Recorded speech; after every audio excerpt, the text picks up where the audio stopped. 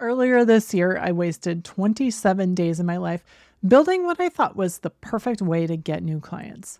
Picture this: a maze of complicated steps, fancy logic on the back end, and a pile of software tools held together with a digital version of duct tape.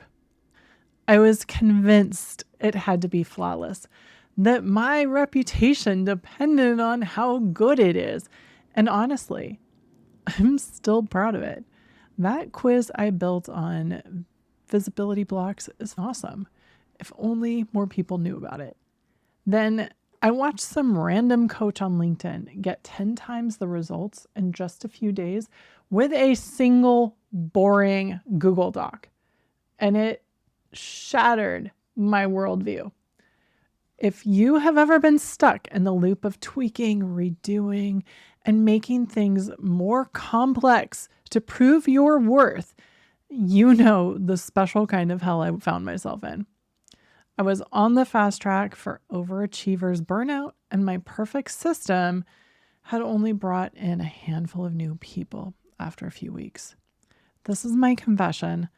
It's the story of how my own expertise almost drove me into the ground and how I found a radically simpler way to move forward. This is the Expert Growth Diaries. I'm Kendra Losi, an award-winning marketer and visibility strategist, and this is where I finally take my own advice. Today's theme: perfectionism and overthinking it. Or, as I like to call it, how to spend your energy making things harder than they need to be. It started with a simple idea. I need more clients. I want to grow my email list. But as an expert, I felt the pressure for it to be more than good. It had to be groundbreaking. The kind of thing that other professionals would see and say, she's brilliant. Let's throw all our money at her. We need to hire her. That was my first mistake. Instead of focusing on the results and my goals for the business, I focused on making the quiz impressive and the follow-up emails custom and clever. Look at how much value I provide. What started as a simple sketch on a whiteboard quickly became this monster. First, my emails quiz feature sucked, so I had to try 2 others before finally finding one that worked. Then I had to get everyone's info into my email system organized just right. That took a couple different tools. I needed different logic for people who got one of the 5 different results. Then I had to make it all connect and send the right follow-up emails and get the email sequence right and the tags right and the landing page and the custom images for each of the emails and the results page. Every new tool was a rabbit hole of tutorials and help docs. I lost an entire weekend trying to make sure that the welcome series was sent out correctly for each of the different results. It was madness. I became a frustrated tech support person for my own company. And the irony, this endless chase for perfect was just fancy procrastination. I was so busy building the machine and getting the right images and making sure the emails were insightful that I forgot to tell people about it. Nearly a month of my life was poured into this quiz. And the quiz is awesome. It gets great results. People who've taken it have loved it. But I could have spent that time being more visible, showing up, making connections. I spent 90% of the time polishing things that didn't need to be polished. Did each one need a custom AI image that was exactly aligned and perfect and matched to my brand colors and do all the things? No. And here's the result. A few new people have come in and used it. That's it.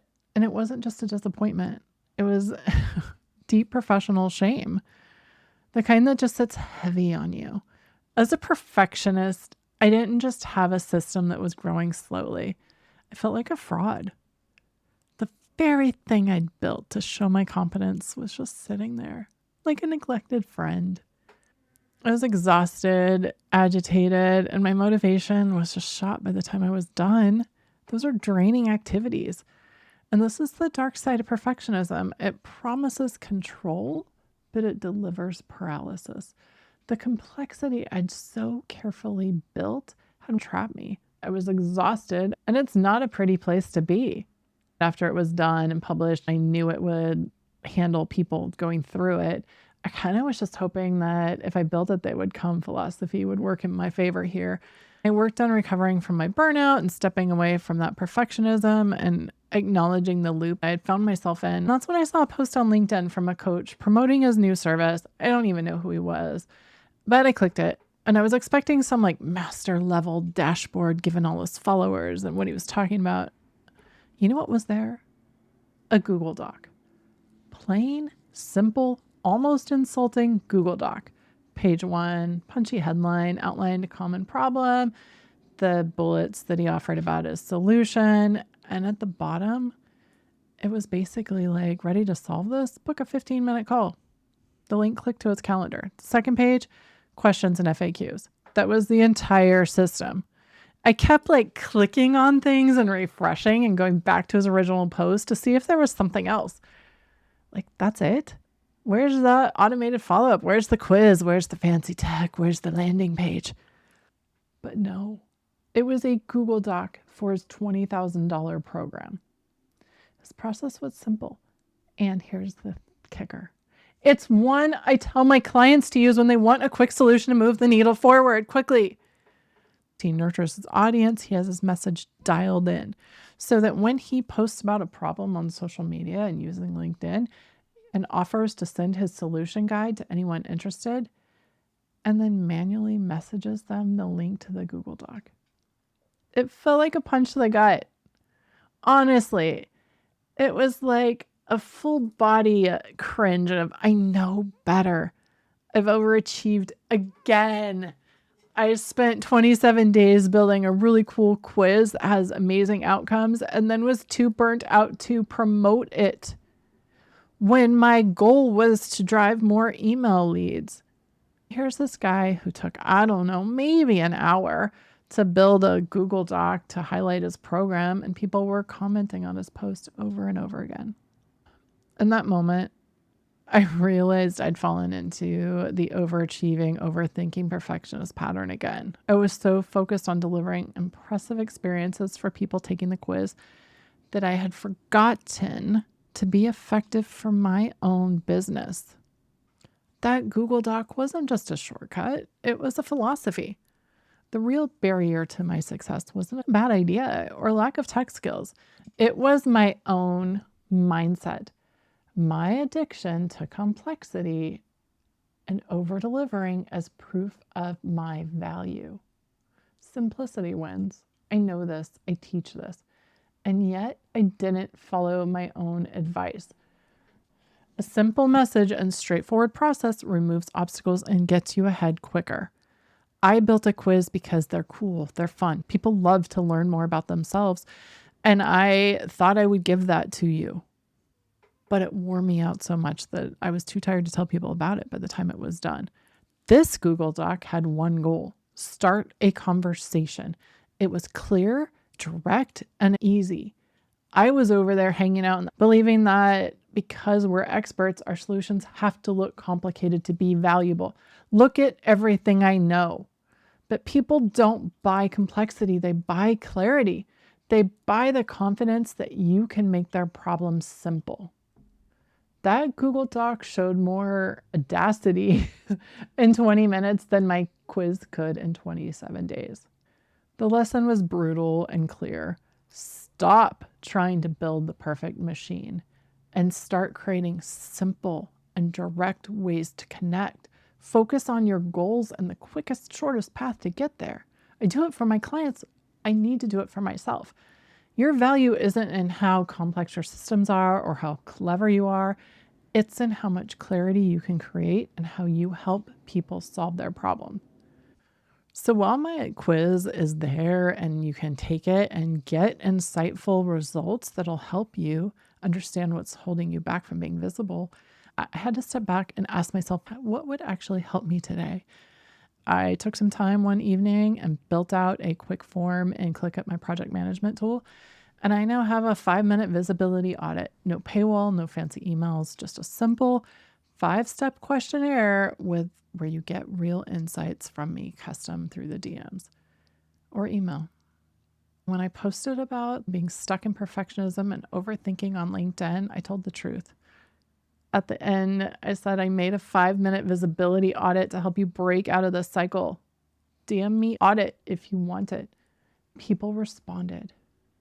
I sent the link to those who asked. No automation, no system, a quick and dirty form, just me having real conversations. That simplicity was the answer. It got me moving again. Every message, every conversation, it was a dopamine hit. I loved it. I love that connection. I wasn't hiding behind tech. I wasn't bogging myself down and trying to figure out how to do things to build something amazing that would have a slow lead time. I was finally taking my own advice, and it felt amazing. If this story rings true for you and you're tired of waiting for things to be perfect, grab the audit link in the description and fill it out. Let's have a conversation. It's proof that messy action beats invisible perfection every single time. For 3 weeks, I was my own worst enemy. I let my need to overachieve and look like the ultimate expert push me into quicksand and stay there. I believed my value was in how polished everything looked and all the value I could provide you through that quiz. But that Google Doc shattered that belief. It reminded me that real expertise is about making things easier, not harder. It's about being clear, not clever. It's about making the path to yes as simple as possible. I'm Kendra Losey, and this is the Expert Growth Diaries, a series where I am finally taking my own damn advice. It's not pretty, it's not always fun, but it's always honest. Here's my challenge to you. What's one imperfect action that you've been putting off that you could move forward this week? Maybe it's something you can simplify. Maybe it's taking action and actually posting the video, writing the blog post and sharing it. Tell me in the comments. I read every single one. Until next time.